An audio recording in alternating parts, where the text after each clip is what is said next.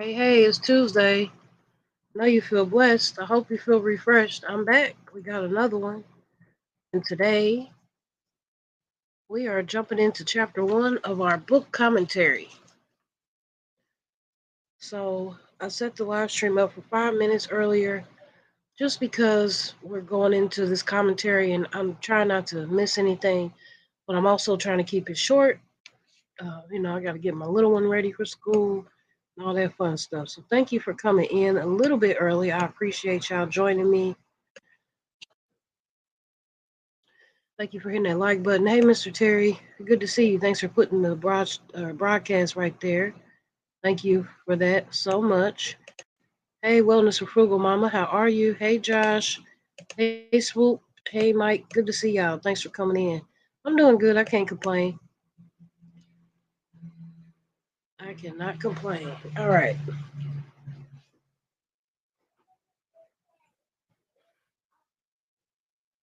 So this week is Viewer's Choice, and this was a book that was recommended, and I've started to read it. So my goal is to, after today, summarizing chapter one, I want to summarize the first two agreements in the book. There's called the four agreements. There's four. So we're going to do two tomorrow and two on Thursday, and then we're going to sum up the rest of the book on Friday. Hopefully, even start a new book next week. I've already had a couple suggestions, so I'm eager for that. Um, yeah, I never heard of this.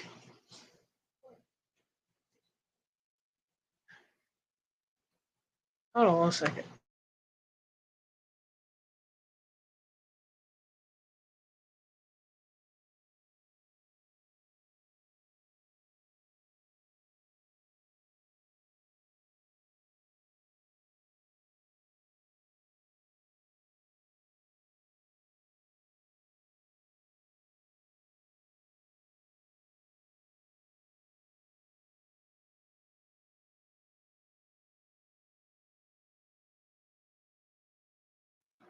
All right, thanks for your patience. We got the little bitty one up, getting ready for school. She's normally asleep, so sorry for the interruption.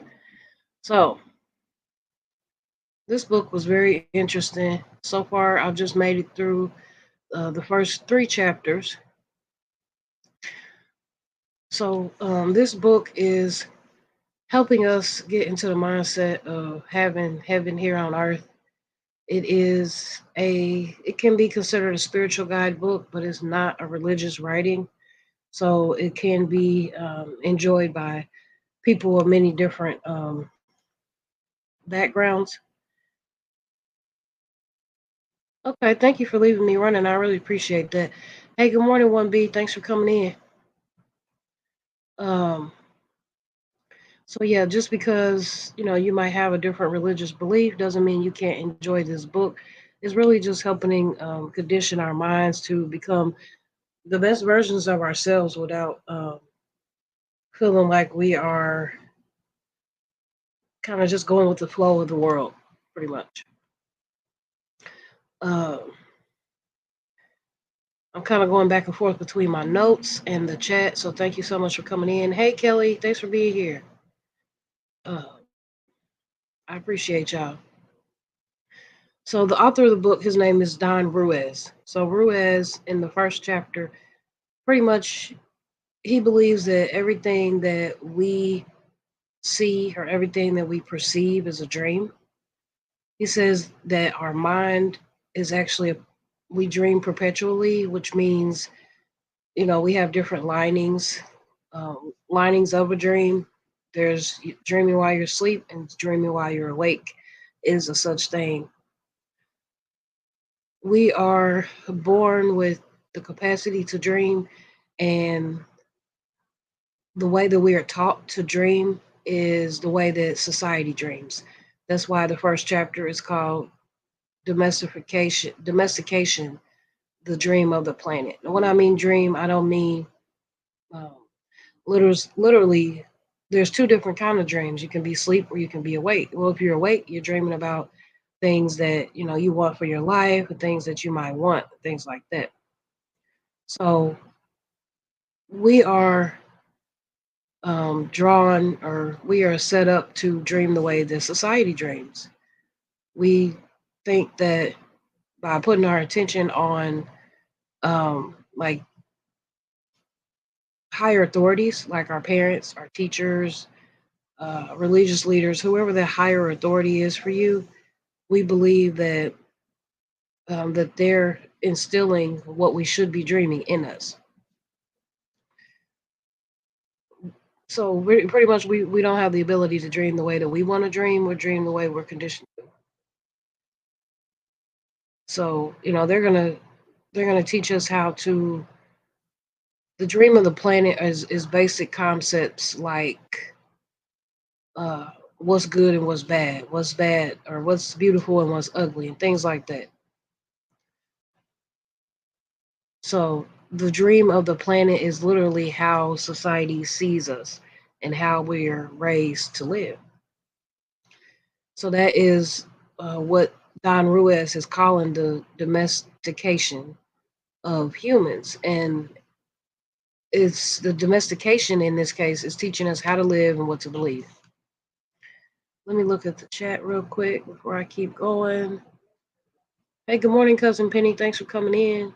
Did I miss anybody? All right, cool. All right. So when we're children, we are domesticated the same way as animals. And it's interesting that the author illustrates this in the book by we're domesticated the same way as animals, which is the same way as when we're children and into adulthood. We have either a punishment or a reward. A reward. So when we're kids and we do what our parents want, then we're rewarded with attention or things, right? But then if we don't do what is given to us or what we're supposed to do, then we fear rejection. We fear uh, punishment. So then we're looked at as doing something wrong, and we are looking for the wrong type of attention. If that makes any sense. As I go through this commentary, is just what the book broke down to be for me. But I encourage you to get the book yourself, because maybe even we can go through it together and help change our mindsets together. The book is only about 7 chapters, and they're very short. So it is possible to get through this read very quickly and really take a lot from it because uh, it's very self-explanatory. Makes a lot of sense. It's very straight to the point. Hey, Anne Marie. Hey, Miss B. And it's a really good book, basically. Um, so eventually, we are dreaming the way the society wants us to dream, right?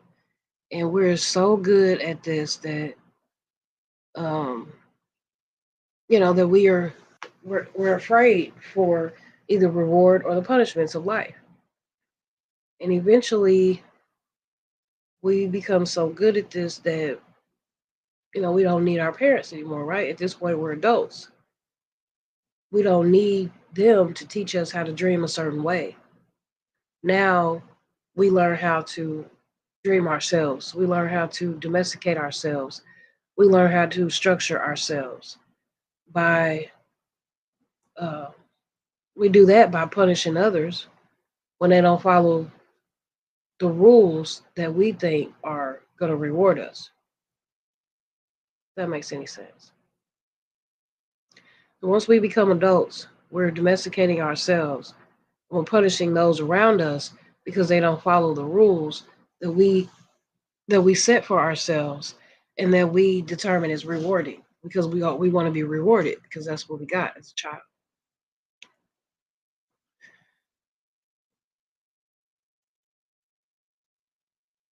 So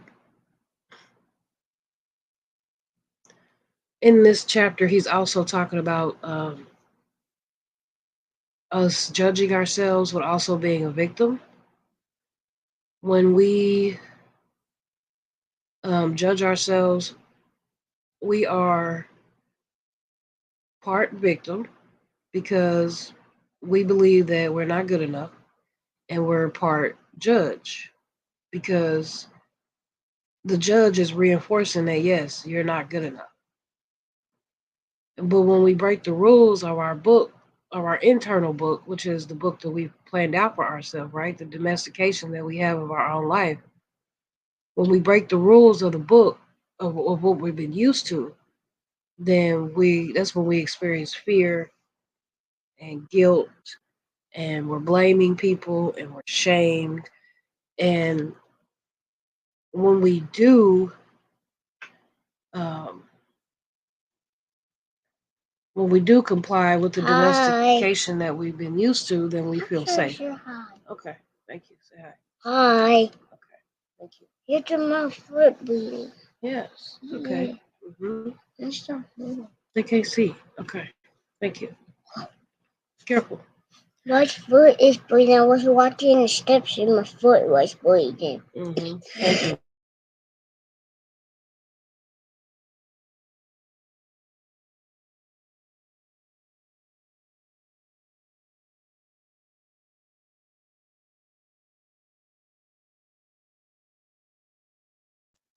All right. Thanks for coming in, Chef Riz. I appreciate you. Make sure I didn't miss nobody else. I appreciate you. Frugal Mama says, love a good, easy read. Yep, this is a very easy read. I got it on Audible, and it's reading it to me at this point. But it's awesome. We learn how to punish ourselves. Yes, that's what it is. Sounder boy, learn to be the shepherds of your life. Don't let someone else make you the sheep of your life. Absolutely. You're the artist of your life. What colors are you going to put on the canvas? There we go. Yes, Mr. Terry. You're the authority of your life. What do you want your obituary to say? Come on now. Yes, Mr. Associate Minister and Reserve Deacon, Mr. Terry Jones. Powerful, powerful. Thank you so much. All right, so let's look at what we got. How far have we got? Okay. So,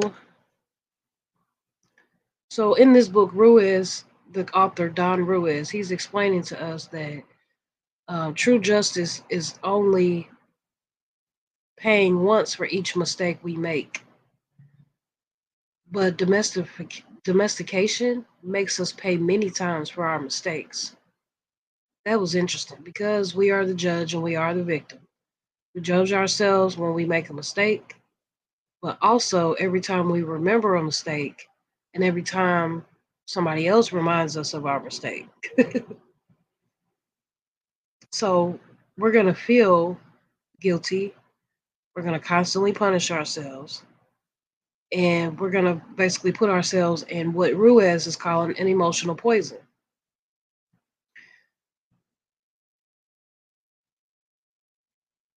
So ultimately, we're suffering because we believe all these lies. Well, just because you make a mistake, doesn't define you. But domestication, the way that we were raised, the things that we were used to, makes us think that, that same mistake is punishing us over and over and over again, but it's not. So when you think about the dreams in this, um, because we're dreaming when we're awake and we're dreaming when we're asleep. So our individual dreams may be different, but the dream of the planet, which is how society sees everything, is looked at is characterized by fear and violence and war. So ultimately, our society is, it's a bunch of violence, it's a bunch of war, it's a bunch of uproar and things like that that is making us feel fearful in everything that we do. So we're afraid to uh, go higher in life. We're afraid to go to the grocery store, things like that. We're afraid to be who we're supposed to be because of all the what the world is. The world is fear, is violence, is war. It's just ugly. So it's funny that Don Ruiz compared this type of dream on the planet to he compared it to sounding like hell, which is a place of fear, it's a place of suffering, it's a place of punishment, and a place of pain. So that's where the analogy hell on earth is coming from. Ruiz is trying to change our mindsets from that hell on earth type of way of thinking to heaven here on earth. And that makes a lot of sense because if we're conditioned, if we are the judge and we are the victim, and we keep making mistakes and we keep uh, punishing ourselves for these mistakes and never moving on from them, then we're stuck in this vertex that we can't get out of.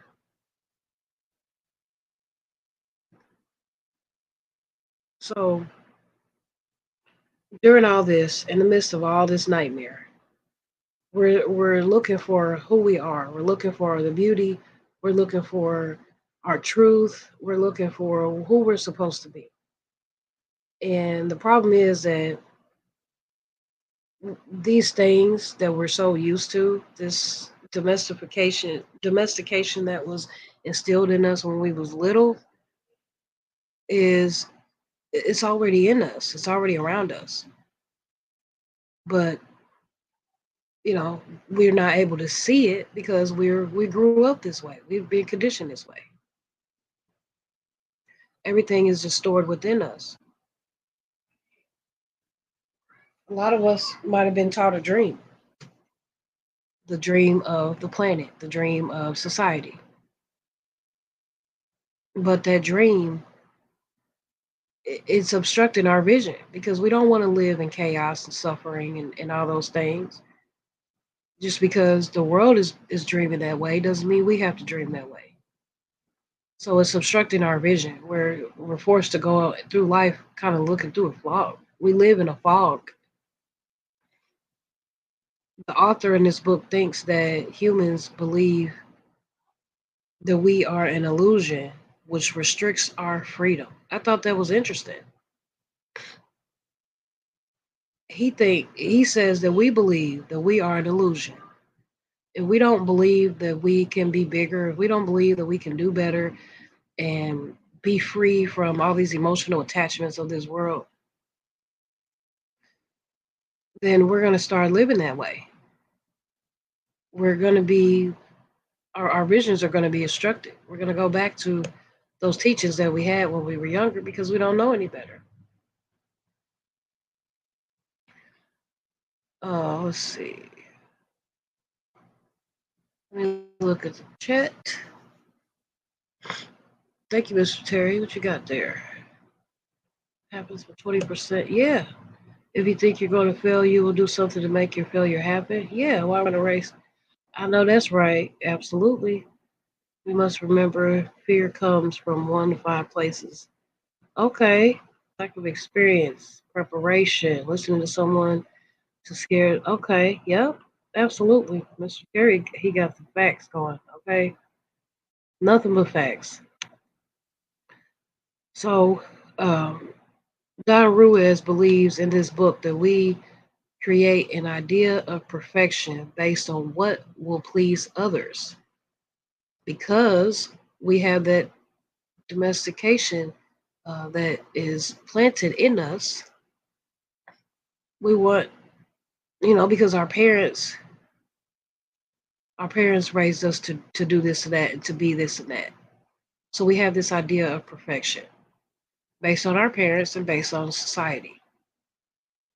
But most of us, as we go through life, we fail to live up to those type of perfections. So what we're doing is we're hiding behind masks. We're hiding behind who we really are, and we are punishing ourselves or even abusing ourselves because we're not perfect, because we were conditioned to be perfect. And earlier in this chapter, Don Ruiz explained that a lot of us are conditioning our kids, or maybe we were conditioned to act a certain way, to talk a certain way, to behave a certain way. But once we get old enough and we have our own mind, then when we try to domesticate ourselves, then we feel like we're going outside of what we were used to, and we feel like we are failures. So at the end of the day, it's believed that nobody abuses us more than we abuse ourselves. Even the relationships that we might be in is just a toleration of abuse. If somebody abuses us less than we abuse ourselves, we're going to tolerate a relationship. Either way, we're still being abused. I don't mean literally abused. It could be mentally, it could be emotionally, so on and so forth. So,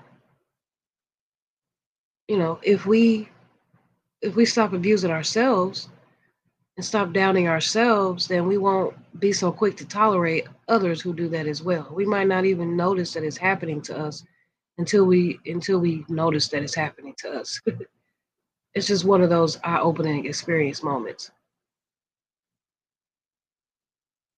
If we abuse ourselves a lot, we talk bad to ourselves, we don't forgive ourselves when we make a mistake, things like that, then we're going to tolerate others doing the same thing to us. So that goes back to being the judge and the victim. I'm the victim because I'm abusing myself, I'm talking about myself, and I'm not forgiving myself for the mistakes that I've made, but I'm also the judge because I won't let myself forget. I won't move on. So all this abuse, quote unquote, that we're talking about, it just all comes from that image of perfection that we were given as a child. That is still within us today. And because we can't meet that image that we're trying so hard to meet, that image of perfection, we can't help ourselves see ourselves for who we really are. That's interesting. Let me look at the chat real quick. Thanks for being here, y'all, and hitting that like button. Thank you, Mr. Terry. This is Steve Gilmore. I'm using my wife's, so I won't be on this morning because I have to take my phone to get more storage space. Okay, all right, Mr. Gilmore. Thank you so much for letting us know. I'll be sure to spread the word this morning for you. We know that God will have you right up back and running in no time. I cannot wait. Um, just because you catch hell, Mr. Terry says, just because you catch hell doesn't mean you have to hold it. Absolutely, that's what this book is saying. Just because someone puts mess on the plate doesn't mean you have to eat it. Right. That's what the chapter is saying. I mean, not the book. When someone says about you isn't true unless you believe it and live it. Yep. Nobody came out of the womb knowing everything. Right.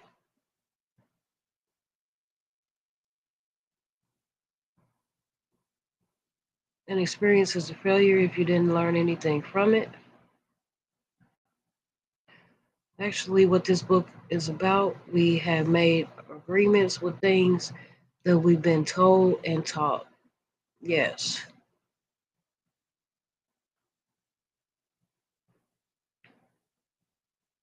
I understand that. Yeah, that's a good summary. We have made agreements with things that we've been told and taught. That makes sense. Yeah. So, okay. Um, so let's oh, we're almost done. So, at this part of the chapter, we're thinking about each person, including ourselves and those around us, making different type of agreements with other people. It could be our parents, our partners, our children, God, society, anybody. So we're making agreements with all these other people, but The most important agreement that we can make is with ourselves, in which we tell ourselves who we are and what we believe, what we're capable of doing. Um, do we ever actually sit down and make agreements like that for ourselves? This book is helping me do that. I mean, that's deep.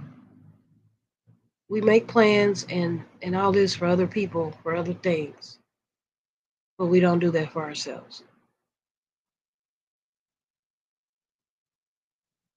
If we want, Don Ruiz, the author of this book, is telling us that if we want to live a joyful and just happy, fulfilled life, we have to be brave enough to break the agreements that are based in fear.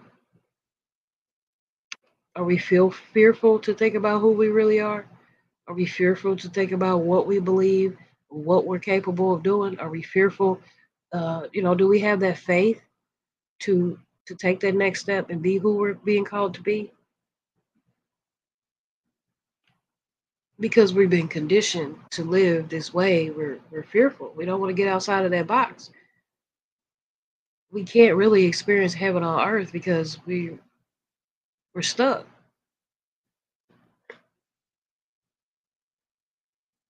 So we're built with power within us. We have a purpose. We are made from God's image. And God being all these things, bold, courageous, full of strength, powerful, loving, and all these things that God is. We're made from his image. Um, we are the closest being of God, meaning we have just as much power as he does within ourselves. But we have to seek him. We can't do it by ourselves. We could be powerful as well. We have, it's funny that Don Ruiz even said that we have power within us that rebuilds every night. But we're taking that power that we have. We're trying to stick to these agreements that we made. We're trying to stick to those plans that we made. We're trying to stick to showing up for you know who or whatever. So we feel powerless. We feel trapped. We feel trapped in society, which is the dream of the planet. But if we don't like our lives, we got to change the agreement that we keep. That's what I'm working on. That's why this book is so purposeful at this time in my life.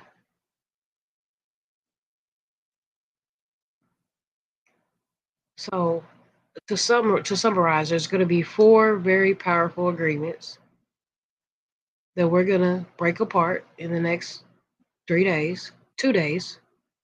On Wednesday, I'm going to do two. On Thursday, I'm going to do two more. So, this live stream, I'm going to set it for 6:10 for the rest of the week, just so I can give myself time to really commentary this book because I don't think it's just a book. I think it's beneficial to our futures, to our lives.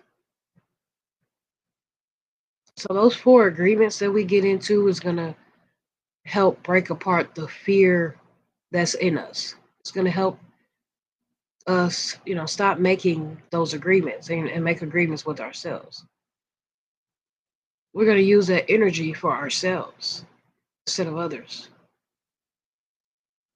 But it's going to take a lot of mental power to really adopt these agreements and really apply them to our lives. So it's not anything that's going to happen overnight. Slow and steady really does win the race. But I'm just interested to even know more, to even dive in and even try, because that means that I care enough about my life to make some changes. It's worth it.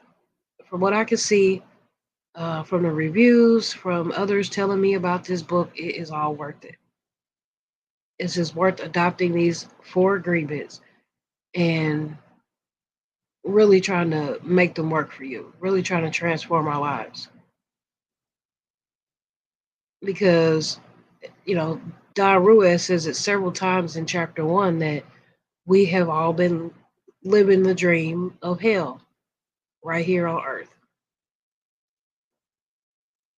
Why not have heaven like dreams while we're here on earth?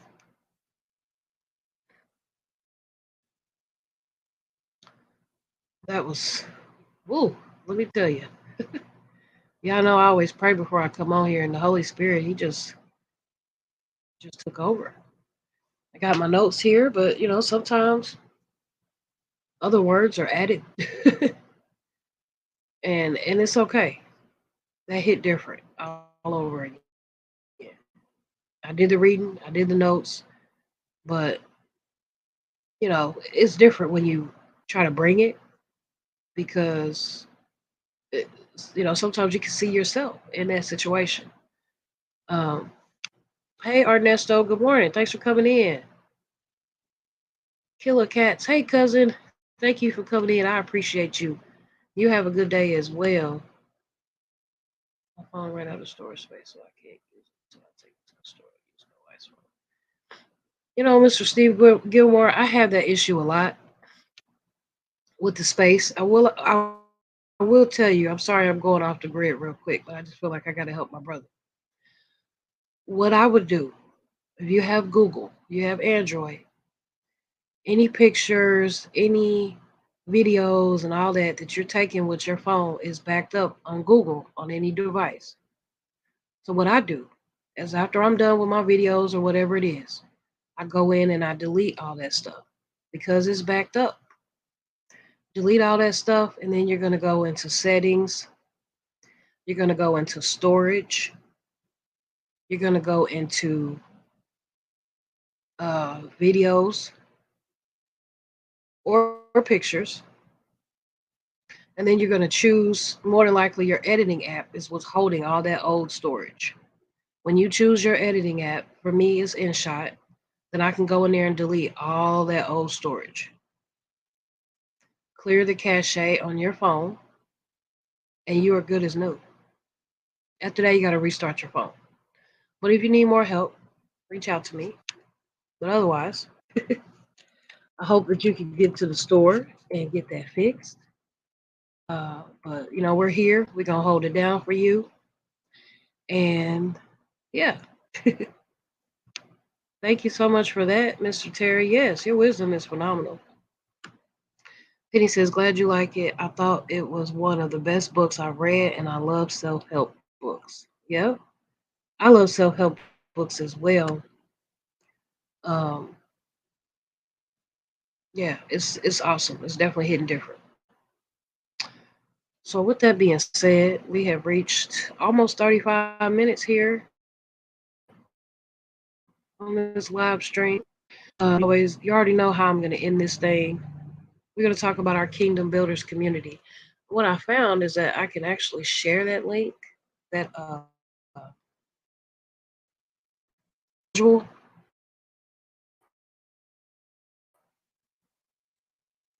My internet is being a little choppy. I want to get it pulled up here. So, this community, Unique Speaks had the great idea of starting this community, and I just have the privilege of being chairman, I think you would call it. But the point is that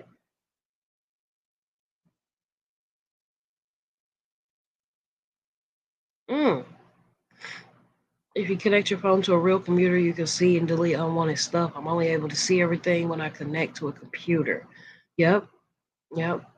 That way you can see everything at once. Yeah, it can be done on the phone too. It's just more tedious. It takes longer. All right. So I'm trying to pull up this our schedule. So when we first started the Kingdom Builders community, we had the morning lineup Monday through Friday.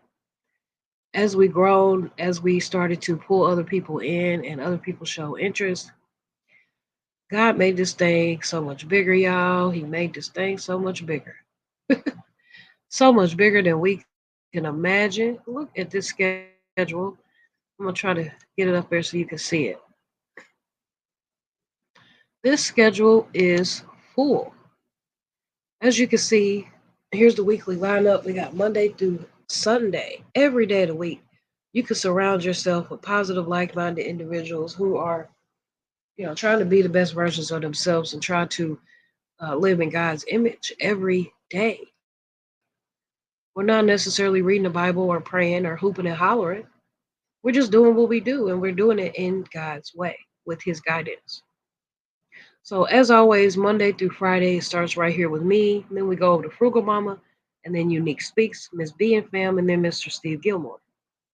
But as you can see, also during the week, on different days, some of us have other things going on, and there's some other content creators listed as well.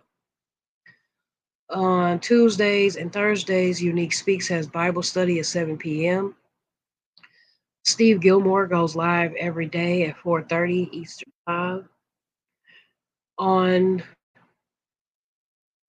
Fridays, I go live at 10 a.m. talking about the different scriptures and my testimony and what the word means to me. On Saturdays, Frugal Mama does her power hour of cleaning. She does her Dollar General coupon video, and she does her podcast.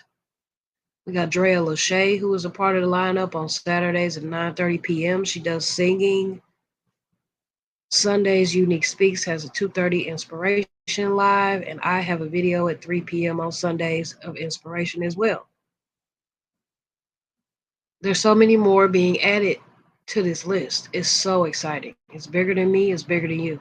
I just encourage you to, tap into why you're seeing us everywhere, why we're talking about this all the time, because it really is beneficial. It's really making some changes. And you can see it. You can just see everybody's confidence. You can see everybody flourishing, and it's just God. You just see it. The radiation, the energy is just so much fun. I appreciate you guys being consistent and showing up in the way that God wants you to show up. All right. So join me. Follow me. Let's follow each other. We're just surrounding ourselves. We are surrounding ourselves. Okay? And there's more kingdom builders being interviewed every week. So check your emails. I might have reached out to you. So let's go ahead and wrap this up. I will see you out here on these streets. I'll see you in the morning. I cannot wait to jump into this. Join me later on today at about 7 p.m., I think, Eastern, for a quick premiere of what we cooked for Super Bowl. That'll be fun. So I hope you have a great rest of your day. Stay encouraged, stay humble, stay you. That's it. That's all. As always, remember, be true to yourself. Because if you can't be true to yourself, you can't be true to nobody else. Bye.